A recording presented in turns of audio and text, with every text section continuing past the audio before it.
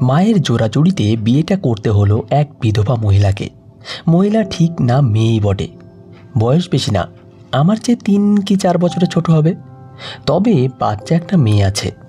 আমার একদমই ইচ্ছা ছিল না বিয়েতে, না বুঝে আগেই মাকে ওয়াদা করে ফেলেছিলাম যে এরকম পূর্ববিবাহিত মেয়েকে বিয়ে করে আমার জীবন নষ্ট করার মানে নেই। কিন্তু মায়ের বান্ধবীর মেয়ে হওয়ায় জোর করেই বিয়ের পিঁড়িতে বসতে হলো। মা বলল ছোটবেলায় তার বাবা মা মারা যাওয়ার পর তাদের বাড়িতেই বড় হয়েছে। তার এই বান্ধবী নিজের মায়ের পেটের বোনের মতো। তার বান্ধবীর বাবা মা তাকে লেখাপড়া করিয়ে ভালো শিক্ষিত ছেলের হাতে তুলে দিয়েছে। আজ তার বান্ধবীর মেয়ের এমন অসহায় অবস্থা কেমন করে দেখবে? তাই কি আর করার, বাধ্য হয়েই বিয়েটা করতে হলো। আজ আমার বাসর রাত। মনে এক প্রকার ঘৃণা নিয়েই ঘরে ঢুকলাম। সুন্দর করে ফুল দিয়ে সাজানো বিছানায় একটা লাল শাড়ি পরিহিত মেয়ে মাথা নিচু করে বসে আছে। মেয়ে দেখতে মাশাআল্লাহ খুব সুন্দরী, কিন্তু আমার প্রবলেম তার মেয়ে নিয়ে। আর বাচ্চাটাকে দেখলেই আমার মনে পড়ে যায় তাকে অন্য কোনো পুরুষ ছুঁয়েছে। ওই বাচ্চার কথা মনে পড়লেই তো মেয়েটার সাথে দৈহিক সম্পর্ক করতে মন চাইবে না। কেমন করে বাকি জীবনটা যে পার করব বুঝে উঠতে পারছিলাম না। আমি ভেতরে গিয়ে রাগে ক্ষোভে মাথার পাগড়ি ছুঁড়ে মারলাম বিছানায়। আমার এমন আচরণ দেখে চমকে উঠল মেয়েটা। আমি মেয়েটাকে একটু রাগত্ব স্বরে বললাম, দেখুন, আমি আপনাকে আমার স্ত্রী হিসেবে মানতে পারবো না। মায়ের ইচ্ছাতে বিয়েটা করেছি, ব্যাস এ পর্যন্তই। আমার কাছে মোটেও ঘেঁষতে আসার চেষ্টা করবেন না। আর আপনার মেয়েকেও আমার কাছ থেকে দূরে রাখবেন। স্ত্রীর অধিকার আমার ওপর ফলাবেন না প্লিজ। ধরাম করে দরজা সজোরে লাগিয়ে বেরিয়ে এলাম ঘর থেকে। মেয়েটা ফোপাতে ফোপাতে কাঁদতে লাগলো, কিন্তু আমার মনে বিন্দু পরিমাণ কষ্ট লাগলো না। আমি ছাদে গিয়ে দাঁড়ালাম। আকাশে এত মধুর রূপোর থালার মতো চকচকে চাঁদ থাকা সত্ত্বেও আমার সেটা ভালো লাগছে না। আমার জীবনটাই যে বরবাদ হয়ে গেল। শেষে কিনা এক বিধবার সাথে বিয়ে করতে হলো আমাকে। মায়ের ওপর খুব রাগ হচ্ছে। কিছুক্ষণ দাঁড়িয়ে ঠান্ডা বাতাসে মন ফুরফুরে করে আরেক রুমে গিয়ে ঘুমিয়ে পড়লাম। এদিকে বাসর ঘরে বসে আয়শা কাঁদতে কাঁদতে কল্পনায় ডুব দিল। ফুল সজ্জার রাত। এই রাত নিয়ে মানুষের অনুভূতিতে গেঁথে থাকে কত স্বপ্ন, কত মধুময় মুহূর্ত, স্মৃতি হয়ে ওঠে এই পবিত্র রাতকে ঘিরে। কিন্তু আমার ক্ষেত্রে তা সম্পূর্ণই ভিন্ন। ফুলসজ্জার বিছানায় বসে আছি আমি আর আমার 1 বছরের কন্যা স্নেহা। এ বিয়ে আমি করতে চাইনি। শুধুমাত্র বাবা মায়ের জোড়াজুড়ি আর সন্তানের মুখের দিকে তাকিয়ে এ বিয়ে করতে বাধ্য হয়েছি। 4 বছর সংসার করার পর বাবা মাকে তালাক দিয়ে দিলেন। মা সেদিন বলছিলেন, তুমি নিজেই হয়তো জানো না আমাকে কতটা কষ্ট দিয়েছ। দোয়া করি আল্লাহ যেন তোমাকে এই কষ্টটা বুঝান। বাবার প্রতি মায়ের অভিশাপের ফল কিনা জানি না, আমার বিয়ের ঠিক 4 বছরের মাথায় আমি বিধবা হয়ে গেলাম। অন্যান্য 8-10টা পরিবার যেরকম জীবনযাপন করে, আমাদের জীবনও ঠিক তেমনই ছিল। বাবা তখন প্রবাসী, আমি আর আমার বোন এবং মা থাকতাম নানার বাড়িতে। দাদার বাড়ি থাকার মতো উপায় ছিল না। চাচা চাচি কেউ মাকে পছন্দ করতেন না। তারা সব সময় চেয়েছেন বাবার জন্য চাচির বোনকে আনতে, যেটা হয়নি। তাই বাবার অগোচরে এই সম্পর্ক নষ্ট করার জন্য অনেক কূটবুদ্ধি করতে লাগলেন। আমার মা আমার থেকে মাত্র 16 বছরের বড় ছিলেন। ওই বয়সে তখনকার সময়ে এত বুঝ শক্তি ওনার ছিল না। মানুষ হিসেবে বড্ড সরল এবং ঝামেলা এড়িয়ে চলতেই পছন্দ বোধ করতেন। কোনো কিছু হলে যে বাবাকে বলবেন তার উপায়ও ছিল না।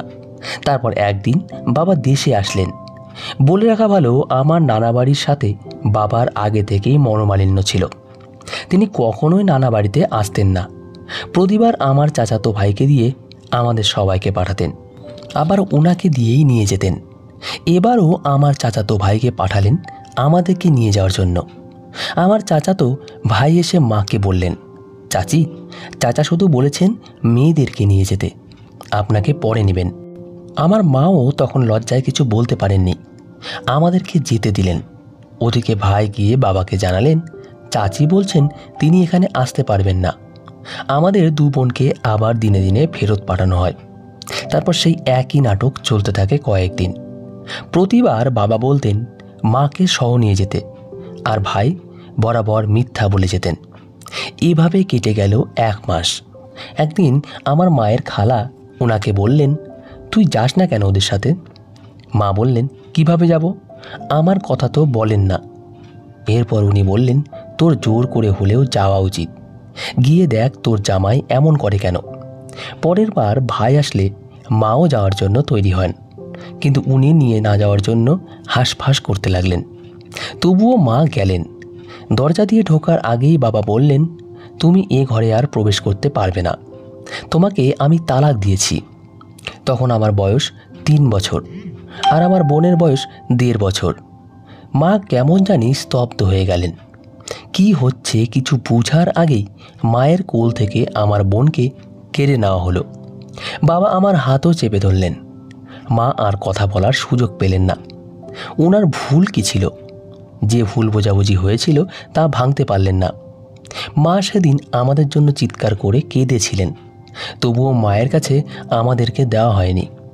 মায়ের টাকা ছিল না, তাই জোরদারও ছিল না। বুকের মধ্যে পাথর দিয়ে ভাগ্যটা মেনে নিলেন। চাচা চাচি সবাই সেদিন খুব খুশি হয়েছিলেন। এতদিনে তাদের ইচ্ছে পূর্ণ হলো। শেষবারের মতো আমার মা একবারও আমাদেরকে ছুতে পারেননি। সেই যন্ত্রণায় বোধহয় বলে উঠলেন, আমি যে কষ্ট পেয়েছি আল্লাহ যেন তোমাকেও এই কষ্ট বুঝান। মাকে তালাক দেওয়ার পর বাবাকে পুনরায় বিয়ে করানো হয় ওনার দূর সম্পর্কের এক চাচাতো বোনের সাথে। এই পছন্দ ছিল চাচা চাচি আর বাবার চাচার। বাবা তখন দেশে এসে দোকান দিয়ে তা চালাতে লাগলেন। ওনার জীবন আগের মতোই কাটতে লাগলো। আর ওদিকে 20 বছর বয়সী আমার সুন্দরী মা জীবনে লেপ্টে যাওয়া কুৎসিত কদাকারের যন্ত্রণায় বাকি জীবন নিঃসঙ্গভাবেই কাটিয়ে দিলেন। 16 বছরে বিয়ে হয়ে 20 বছর বয়সে বিচ্ছেদের কারণে আমার অভিমানী মা আর বিয়ে করেননি। মা সব সময় বলতেন, বিয়ে মানুষের একবারই হয়, এই একটাবার যখন শান্তি পেলাম না, তাহলে দ্বিতীয়বার যে শান্তি পাবো এমন কি গ্যারান্টি আছে? তারপর আমাদের 2 বোনের জীবন বেড়ে ওঠে সৎ মায়ের কাছে। একে একে ওনার কোলে আমার আরও 6 বোনের জন্ম হয়। তারপর একটি ভাই। সবার বড় হলাম আমি, তাই আমাকেই সবার খেয়াল রাখতে হতো। আমার সৎ মা কেন জানি আমার পড়াশোনা পছন্দ করতেন না। সব সময় চাইতেন আমি যেন ঘরের কাজ করি, ওনার বাচ্চাদের নিয়ে থাকি। কাজে একটু ব্যতিক্রম হলেই গায়ে হাত তুলতেন। 7 বছর বয়সে আমি প্রথম রান্নাবান্না করা শুরু করলাম। সারাক্ষণ ওনার খিটখিটে মেজাজ, আর আমার উপর সবসময় মানসিক শারীরিকভাবে অত্যাচার করতেন। বাবাকে এসব কিছুই বলতাম না, বললেই ঘরে ঝগড়া হবে, দূরত্ব তৈরি বাড়বে। আমার দেখা সবচেয়ে সুন্দর নারী হলেন উনি। ওনাকে দেখে সব সময় ভেবেছি, একটা মানুষ যদি এত সুন্দর হয়, না জানি তার জীবন আরও কত সুন্দর হবে। কিন্তু আমার এই ভাবনা বড় ভুল ছিল যে যত বেশি সুন্দর তার জীবন ঠিক ততটাই বিষাদে ঢাকা। যেমন আমার মা একদিন তুচ্ছ এক কারণে সৎ মা বাঁশের কঞ্চি দিয়ে আমার মুখে আঘাত করলেন। স্কুলে যাওয়ার সময় দোকানে উঠলে বাবা তা দেখে ফেললেন। এরপর আমাকে জিজ্ঞেস করলেন সৎ মা আমাকে মেরেছে কিনা। ভয়ে কিছু বলিনি। পরে ধমক দিতেই আমি কেঁদে ফেললাম। বাবা বুঝে গেলেন। তখন তিনি প্রচণ্ড রাগে মাকে গালিগালাজ করলেন, গায়েও হাত তুললেন। এরপর ওনার সেই বিয়ের ওকালতি করা চাচাকে দেখিয়ে বললেন, এইটাই কি তোমাদের ভালো ফল ছিল? আমার ছোট্ট মেয়েকে কিভাবে মেরেছে দেখুন। এখন সিদ্ধান্ত নিন, ও যেন নিজেকে শুধরায়, নয়তো একেবারেই চলে যায়। এরপর থেকে ভয়ে আর সৎমা আমাদের মারতেন না, কিন্তু ওনার দেওয়া মানসিক অত্যাচার ও কাজকর্ম মারের চেয়ে কম ছিল না। অনেক কষ্টে এসএসসি পাশ করার পর পড়াশোনা চালিয়ে যাওয়া হয়নি। মায়ের একের পর এক সন্তান লালন পালন করার দায়িত্ব পড়ল আমার ওপর। এক একজনকে কোলে নিতে নিতে কোমর বাঁকা হয়ে গেল। সারা দিন রাত তাদের কাঁথা জামা ধুতে ধুতে হাতে ফোস্কা পড়ত।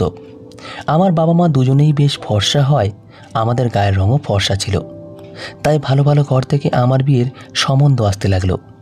কিন্তু বিয়ের কথা বেশি দূর গড়াতো না। তার আগেই কোনো কারণ ছাড়া পাত্রপক্ষ চলে যেত। আমার চাচা চাচি কখনোই চাইতেন না আমার বিয়ে হোক, আমরা সুন্দর জীবনযাপন করি। বাবাকে যেভাবে হাতের পুতুল বানিয়েছে, তেমনি আমাকেও তারা পাগল হওয়ার তাবিজ করল। 6 মাস আমার অবস্থা খুব খারাপ ছিল। প্রচণ্ড ভয় পেতাম, রাত হলেই মনে হতো কে জানি আমাকে বারবার বের হওয়ার জন্য ডাকছে। সারাক্ষণ জ্বর, মাথা নিয়ে চলার শক্তি ছিল না। কত কবিরাজ, চিকিৎসক দেখিয়েও লাভ হয়নি। তখনকার সময় মনে হয়নি আমি আর বাঁচব। অবশেষে সৃষ্টিকর্তার অশেষ কৃপায় জীবনে দুর্বিষহ দিনগুলো কাটিয়ে উঠলাম। সৎ মায়ের অত্যাচারের ফলে বাবাও আর দেরি করতে চাইলেন না। মাত্র 17 বছর বয়সে আমার বিয়ে হলো এক প্রবাসীর সাথে। আমার স্বামীর পরিবারে কেউ বেঁচে ছিলেন না। বাবা মায়ের একমাত্র সন্তান তিনি। তার জন্মের পরে মা, আর এর কয়েক বছর পর ওনার বাবাও মারা যান। বড় হয়েছিলেন ওনার বাবার চাচাতো বোনের কাছে। আমার শ্বশুর শাশুড়িও ছিলেন তাদের বাবা মায়ের একমাত্র সন্তান। এই পৃথিবীতে আমার স্বামীর আমি ছাড়া আপন বলতে আর কেউ ছিল না। এতিম নিঃস্ব ভালোবাসা পাওয়াবিহীন মানুষটি সব কিছু উজাড় করে আমাকে ভালোবেসেছিলেন। আমি ভুলে গেলাম অতীতের সব না পাওয়ার বেদনা। বিয়ের 1 মাস পর আমার স্বামী প্রবাসে চলে গেলেন। ভালোই কাটছিল আমাদের জীবন। তার সাথে আমার মোবাইলে কথা হতো। কত মধুময় কথা বলতেন, মনটা ভরে যেত। এত প্রেম, ভালোবাসা, সুখ, শান্তি সব যেন এক স্বপ্ন ছিল আমার কাছে। সংসারের কাজকর্মে কত ভুল হয়েছে, কিন্তু কোনোদিন এই মানুষ আমার উপর রাগ করেননি। গ্রামের সবাই ওনার ভয়ে থরথর করে কাঁপলেও আমার বেলায় ছিলেন একদম পানি। কখনো কঠিন স্বরে শাসনও করেনি। ভুল হলে সুন্দর করে বুঝিয়ে বলতেন। আমি ওনার থেকে অনেক কিছু শিখেছি। তখন আমাদের না ছিল টাকার অভাব, আর না ছিল ভালোবাসার। 10 ভরি স্বর্ণ আমাকে দিয়েছিলেন। এরপর প্রতিবার দেশে আসার সময় স্বর্ণের চেন, দুল এগুলো নিয়ে আসতেন। ঘরে 2-3 জন কাজের মেয়ে রাখতাম। মানুষকে ইচ্ছে মতো খাওয়াতাম।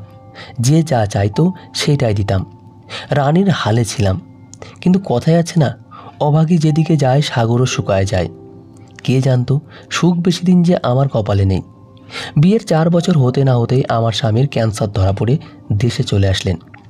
1.5 বছর আগে যখন দেশে এলেন, তখন যদি জানতাম ওনার এত বড় রোগ হয়েছে, তাহলে তো আর বাইরের দেশে যেতেই দিতাম না। ওনার চিকিৎসা শুরু হলো।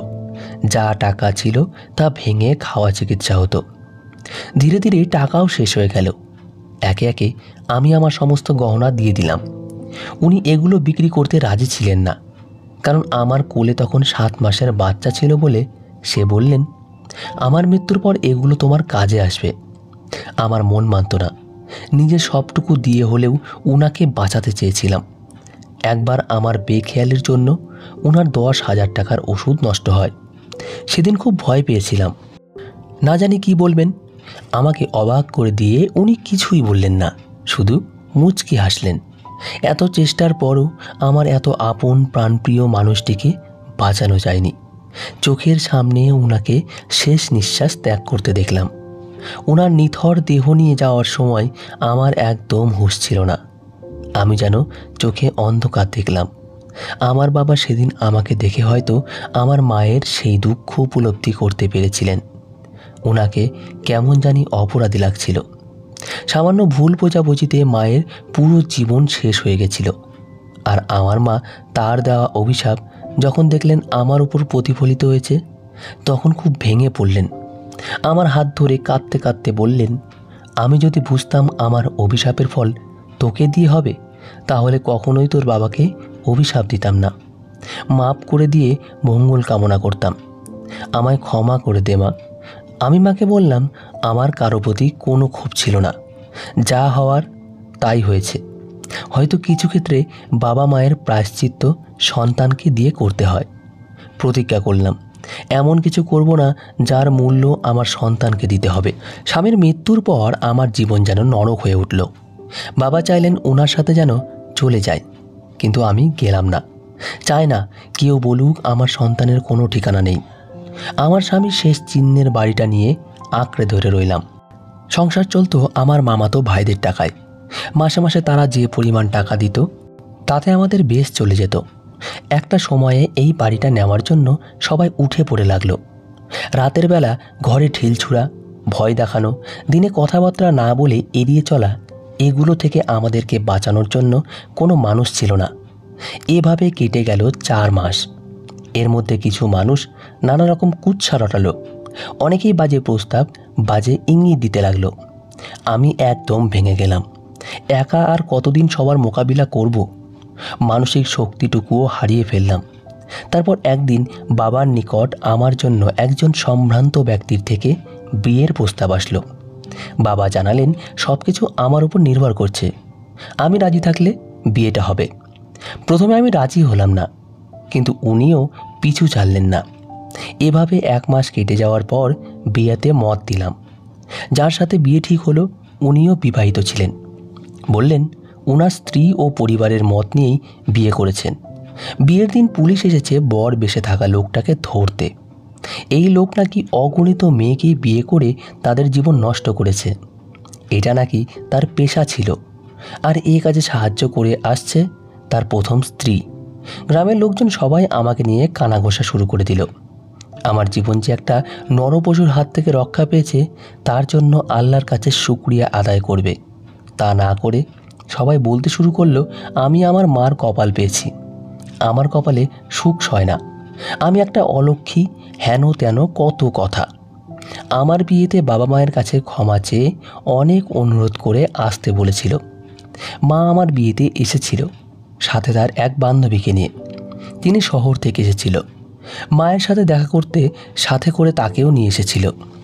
বাড়ির জঘন্য পরিস্থিতি দেখে মায়ের বান্ধবী বলে উঠল, আপনাদের কোনো আপত্তি না থাকলে আয়েশাকে আমার বাড়ির বউ করে নিয়ে যেতে চায়। ভদ্রমহিলা কাকে যেন কল দিল। সন্ধ্যার সময় হন্তদন্ত হয়ে এসে মায়ের বান্ধবীকে বলল, কি হয়েছে মা, আমাকে এমার্জেন্সি আসতে বলছো কেন? কোনো সমস্যা হয়েছে কি? মায়ের বান্ধবী তার ছেলেকে কেবল বলল, আমাকে ওয়াদা করো যে তুমি আমার কথা রাখবে। তার ছেলেও ওয়াদা করে বলল, রাখবো, কি কথা? মায়ের বান্ধবী বলল, এই অসহায় মেয়েটিকে তোমার আজ এই মুহূর্তে বিয়ে করতে হবে। মায়ের অনুরোধ রাখতে না চাইতেও আমার সাথে বিয়ে হয়ে যায় লোকটার। হঠাৎ মেয়ের কান্নায় ঘোর কাটে আয়েশার। পরদিন থেকে আমি ইগনোর করতে লাগলাম আয়েশা ও তার বাচ্চাকে। বুঝতে পারতাম মেয়েটা আমাকে ভয় পায়। মেয়েটা মাথা নিচু করে কাজের লোকের মতো বাড়ির সব কাজ করে, কিন্তু আমি সারাদিন বাইরে বাইরে থাকি। তার 1 বছরের মেয়েটা হামাগুড়ি দিতে দিতে তার মুখে অস্পষ্ট কিছু উচ্চারণ করতে করতে সারা বাড়ি ঘুরে বেড়ায়। বাড়িতে শুধু আমরা 3 জনই থাকি। সারাদিন কাজ শেষে যখন বাড়ি ফিরি তখন দেখি বাচ্চা মেয়েটা হামাগুড়ি দিতে দিতে আমার সামনে আসে। আমার দিকে তার মায়াবী চোখ দিয়ে তাকায়। বিরক্ত লাগে আমার তাকে দেখলে। আমি পাশ কাটিয়ে নিজের রুমে চলে যাই। ওর মা চুপচাপ আমায় খাবার দিয়ে যায়। একটা বারও মাথা উঁচু করে তাকায় না। আমিও কিছু না বলে চুপচাপ খেয়ে নেই আর নিজের কাজ নিজে করে নেই। ওরা আলাদা রুমে ঘুমায় আর আমি আলাদা রুমে ঘুমাই। একদিন বাড়ি ফিরে এসে নিজের রুমে গিয়ে দেখি সব লণ্ডভণ্ড হয়ে আছে। নিশ্চয়ই ওই বাচ্চা মেয়েটা করেছে এরকম। আমি চটে গেলাম, আমার মাথার রক্ত উঠে গেল। আমি রাগে ফসতে ফসতে চিৎকার দিয়ে উঠলাম, আয়েশা! আমার চিৎকার শুনে দৌড়াতে দৌড়াতে আমার রুমে আসলো, মাথা নিচু করে কাঁদো কাঁদো গলায় জিজ্ঞেস করলো, জি জি কী হয়েছে? এ কি হাল হয়েছে আমার রুমের? কে করেছে এমন? নিশ্চয়ই আপনার মেয়েটা। কতবার বলবো ওকে আমার থেকে দূরে রাখবেন? একটা কথা একবার বললে আপনার কানে যায় না? আয়েশা কাঁদতে কাঁদতে আমার পায়ে পড়ে গেল। আমি বিব্রত হয়ে বললাম, এই এই কী করছেন?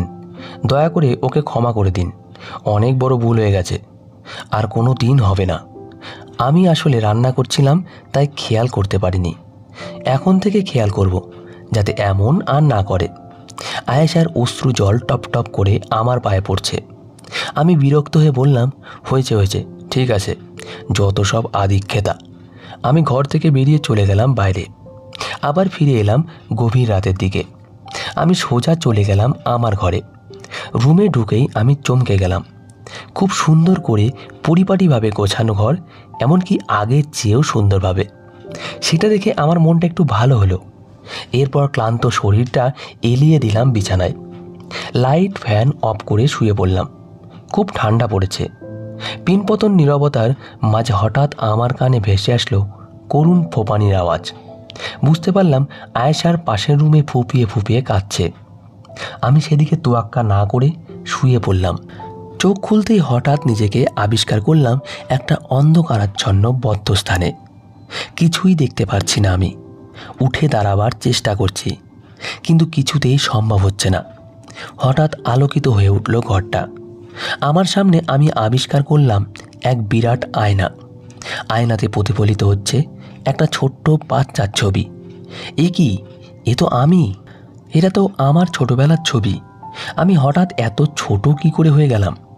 চরম রকমের ভয় পেয়ে গেলাম আমি। কাঁদতে লাগলাম চিৎকার করে। হাত পা ছুটছি, কিন্তু উঠে দাঁড়াতে পারছি না। কাঁদছি আর অস্পষ্ট কিছু উচ্চারণ করছি, কিন্তু কোনো কথা বলতে পারছি না। হঠাৎই ঘরটার আদল বদলে গেল। নিজেকে আবার আবিষ্কার করলাম সেই ঘরে, যে ঘরে একসময় আমি, মা আর বাবা থাকতাম। আমি বিছানায় শুয়ে হাত পা ছুঁড়ে কাঁদছি, কিন্তু চারপাশে কেউ নেই। হঠাৎ দৌড়ে ঘরে প্রবেশ করলো মা বাবা। তাদের দেখে আমি চমকে গেলাম। মা আমাকে কোলে তুলে নিল। মা আমাকে দোলাচ্ছে আর বাবা আমাকে হাসানোর চেষ্টা করছে। বাবার আজগবি কাণ্ড দেখে আমি হাসতে লাগলাম। বাবাকে দেখে আমি প্রচণ্ড রকমের খুশি হই। বলতে ইচ্ছা করছিল, বাবা, বাবা তুমি এসেছো। কতদিন তোমার জন্য অপেক্ষা করেছি আমি। তুমি বলে আকাশের তারা হয়ে গেছিলে, কিন্তু কই, এই তো আমার সাথে তুমি। আর ছেড়ে যেও না আমায় প্লিজ। টপ করে এক ফোঁটা পানি আমার চোখ বেয়ে নেমে পড়ল। হঠাৎই সব কিছু আবার বদলে গেল। আমি আবার চলে আসলাম সেই অন্ধকার স্থানে। এ কি হচ্ছে আমার সাথে? আমি জোরে জোরে কাঁদতে লাগলাম আর মনে মনে বাবাকে ডাকতে লাগলাম। মুখ দিয়ে কথাই বলতে পারছি না যে। অন্ধকারের মাঝে আলোর রেস ছিটিয়ে হঠাৎ এক মানব অবয়ব ফুটে উঠল। দেখলাম বাবা দাঁড়িয়ে আছে, একটা মুচকি হাসি মাখা মুখ নিয়ে তাকিয়ে আছে আমার দিকে। আমি হাত বাড়িয়ে বাবাকে ছোঁয়ার চেষ্টা করছি, কিন্তু আমি ব্যর্থ। ছোটবেলায় এক অজানা ঝড়ে বাবাকে হারিয়ে ফেলেছিলাম। এরপর আর চোখের দেখা হয়নি। আজ তাকে দেখে কতটা তৃপ্তি হচ্ছে বলে বোঝানো অসম্ভব। আমি হামাগুড়ি দিয়ে ছুটে চলেছি বাবার দিকে, কিন্তু ততটাই দূরে সরে যাচ্ছে তার অবয়ব। আমি ঝাপসা দেখতে পাচ্ছি, পানিতে চোখ টইটুম্বুর হয়ে গেছে। বাবার একবার ছোঁয়া পাওয়ার জন্য আমি কাতর, কিন্তু তা কিছুতেই সম্ভবপর হচ্ছে না। হঠাৎ আলোর তীব্রতা কমতে লাগলো। বাবা আস্তে আস্তে হারিয়ে যেতে লাগলো। আমি হাত বাড়িয়ে আছি। বাবা অস্ফুট শব্দ বেরিয়ে এলো আমার মুখ থেকে। আবার অন্ধকার পরিবেশকে গ্রাস করে নিল। কালো অন্ধকারের মাঝে ছোট্ট আমি বুক ভরা হাহাকার নিয়ে বসে আছি। চোখেও যে এমন দেখি পর হয়ে গেল। পানি ঝরাচ্ছে না। এক এক করে বাবার সাথে কাটানো মুহূর্তগুলো চোখের সামনে ভাসছে, কিন্তু যখন মনে পড়ছে সব অতীত, তখন হৃদয়টা চূর্ণ বিচূর্ণ হয়ে যাচ্ছে। সব দুঃখ কষ্ট ভেতরেই জমে জমে পাহাড় তৈরি করছে, কিন্তু এক ফোঁটাও কষ্ট বের হতে পারছে না। লাফিয়ে উঠলাম আমি। ঘেমে গেছি একেবারে। চারপাশে তাকিয়ে নিজেকে নিজের রুমেই আবিষ্কার করলাম। স্বস্তির একটা নিঃশ্বাস ছাড়লাম আমি। এতক্ষণ তবে স্বপ্ন দেখছিলাম। নিজের বালিশের দিকে তাকালাম, ভিজে নাজেহাল হয়ে গেছে। তখনই আমি শুনতে পারলাম কোনো বাচ্চার আপ আপ আপ আওয়াজ। আমি নিচের দিকে তাকালাম, দেখি আয়েশার মেয়ে নিশি বসে বসে খেলছে আর উল্টাপাল্টা কিছু বলছে। আমি বিছানা ছেড়ে নিচে দাঁড়ালাম, হাঁটু গেড়ে বসলাম নিশির সামনে। ও হা করে তাকিয়ে আছে আমার দিকে। ওর পুরো নাম হলো স্নেহা আক্তার নিশি। এতদিনে ওর চেহারাও ভালো করে দেখিনি। আজ দেখে বুঝলাম খুব সুন্দর মেয়েটা। ওর চোখগুলো খুব মায়াবী। হঠাৎ আমার মনে পড়ল যে মেয়েটারও তো বাবা মারা গেছে। মেয়েটা যখন বুঝতে শিখবে তখন তার ভেতরেও আমার মতো হাহাকার কাজ করবে।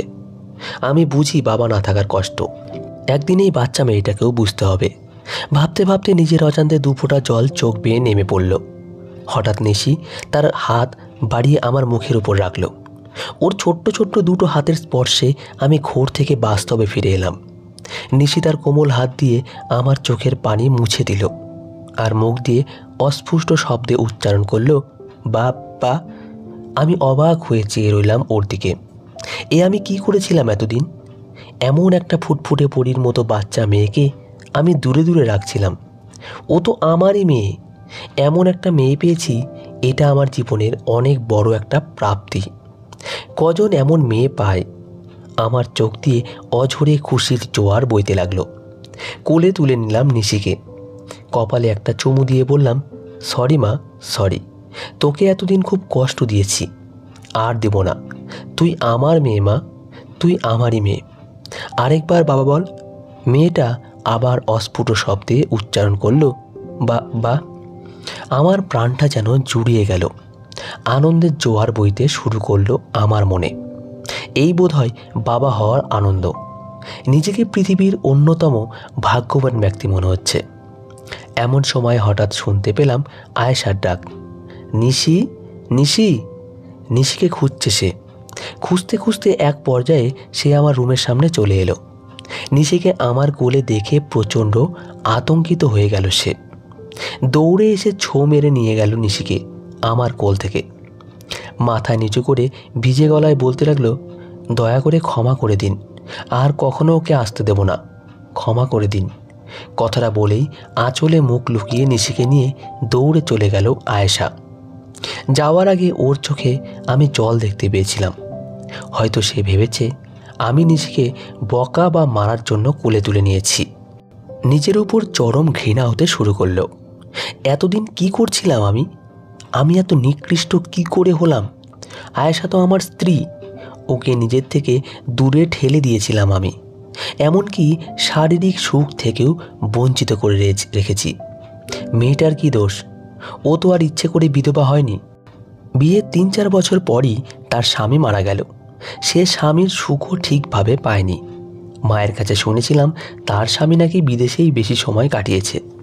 সৎ মায়ের অত্যাচার, স্বামীর ভালোবাসা থেকে বঞ্চিত, সমাজের গঞ্জনা, কত কি সহ্য করেছে মেয়েটা। আমার মাও তো অল্প বয়সে বিধবা হয়েছে।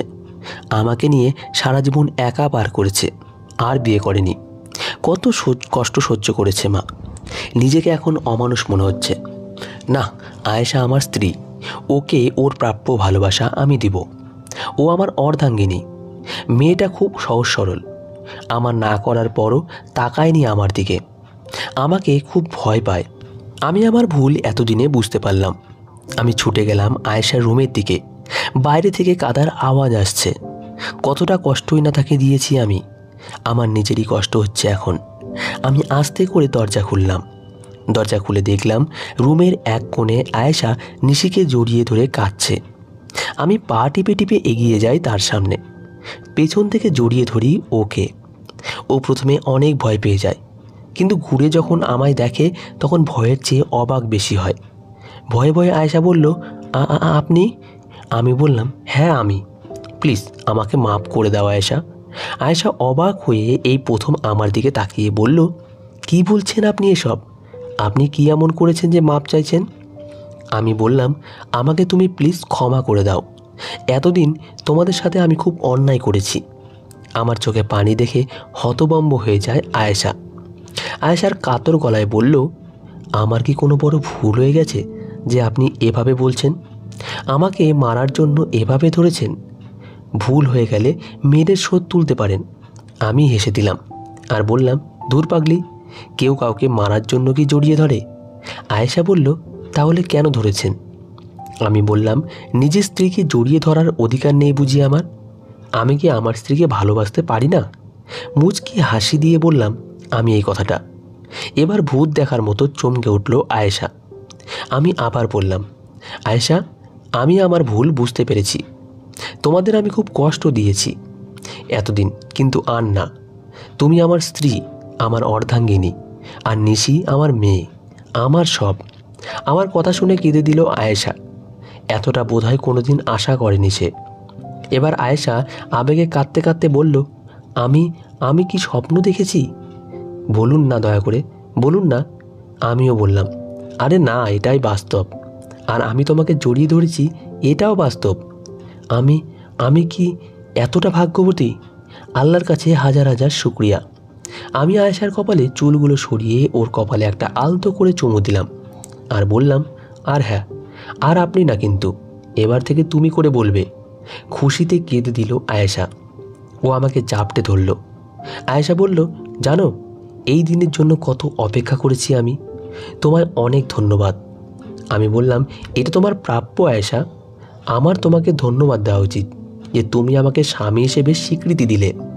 সেদিন প্রায় সারাটা দিন আমি নিশি আর আয়েশাকে জড়িয়ে ধরে গল্প করেছি। রাতের বেলা আমরা একই রুমে শুয়েছিলাম। আয়েশার এখনও সবটা বিশ্বাস হচ্ছে না। আমার বুকের উপর মাথা দিয়ে আয়েশা উপরের দিকে তাকিয়ে আছে। আমি তাকে জড়িয়ে ধরে আছি। আর সেদিন রাতেই প্রথমবারের মতো পূর্ণতা পেল দুটো দেহের। আয়েশা শোনো, আয়েশা ছোট্ট করে বলল, বলো। চলো আমরা দূরে কোথাও চলে যাই, যেখানে কেউ আমাদের চিনবে না। কেন? আয়েশা আমার মুখের দিকে ফিরে তাকালো। আমি চাই না আমাদের মেয়ে জানুক যে আমি তার দ্বিতীয় বাবা। যদি কোনোদিন জানতে পারে তবে সে হতাশায় ভুগতে পারে, নিজেকে অন্যদের থেকে আলাদা ভাববে, দুর্ভাগ্যবান মনে করতে পারে, আমার কাছে আসতে ইতস্তত বোধ করতে পারে, সে কষ্ট পেতে পারে। আমি সেটা চাই না, কিন্তু এ সমাজে থাকলে কোনো না কোনোভাবে সে জেনেই যাবে সত্যটা। তাই চলো আমরা দূরে কোথাও নতুন করে আমাদের জীবন শুরু করি। অন্তত আমাদের মেয়ের খাতিরে সব কিছু শুরু থেকে গড়ব আমরা। ঠিকই বলেছ, আমরা যাব। সেদিন আয়েশা আর নিশিকে বুকে করে আমি ঘুমিয়ে পড়ি। অনেক শান্তি লেগেছিল সেদিন। এরপর আমরা কাউকে না জানিয়ে হঠাৎ করে চলে যাই। একটা বার্তা ছেড়ে যায় সবার জন্য, না খোঁজার জন্য অনুরোধ জানিয়ে। কিন্তু মায়ের মায়া তো আর কাটাতে পারবো না। মা তো অনন্য, তার স্থান আরও ঊর্ধ্বে। তার সাথে সম্পর্ক যোগাযোগ সবই অটুট ছিল ও থাকবে। আমাদের মসজিদে হারিয়ে যাওয়া দেখে আর কেউ খোঁজার চেষ্টাও করে না। পৃথিবীর অন্য এক কোণায় নিজেদের জীবন গড়তে লাগলাম আমরা। 10 বছর পর আমি স্বপ্ন দেখছি সেই মুহূর্তটা, যখন আমি নিশিকে প্রথম কোলে নিয়েছিলাম। সে প্রথম আমাকে বাবা ডেকেছিল, আমার চোখের জল মুছে দিয়েছিল। পুরনো স্মৃতি স্বপ্নে দেখে খুশির জল আবারও আমার চোখের কোণা দিয়ে বেয়ে পড়তে লাগলো। হঠাৎ কারোর কোমল স্পর্শে আমার ঘুম ভেঙে যায়। দেখলাম নিশি আমার চোখের জল মুছে দিচ্ছে, ঠিক সেদিনের মতো, কিন্তু আজও বড় হয়েছে। নিশি বলতে লাগলো, বাবা কাঁদছো কেন? না না এমনি, বুকে আয় মা। নিশিকে বুকে টেনে নিলাম। আমার পাশে আয়েশা শুয়েছিল, ওকেও টেনে নিলাম। আমি খুব ভাগ্যবান রে মা। কীভাবে বাবা? তুই বুঝবি না, আমি সত্যিই খুব ভাগ্যবান, একজন ভাগ্যবান পিতা। খুশির জল চোখে ভাসিয়ে অদূর স্বপ্নের রাজ্যে পাড়ি জমালাম। তবে আজ আমি একা নই, আমার সাথে আছে আমার 2 পরী, 2টা জগৎ। ভাগ্যবান পিতা আমি। একটু সুখের আশায় আমাদের অনেক কিছুই করতে হয়। তো বন্ধুরা, আজকের গল্পটি এই পর্যন্তই। গল্পটি কেমন লাগলো তা অবশ্যই কমেন্টে জানাবেন। ধন্যবাদ সকলকে, ভালো থাকবেন।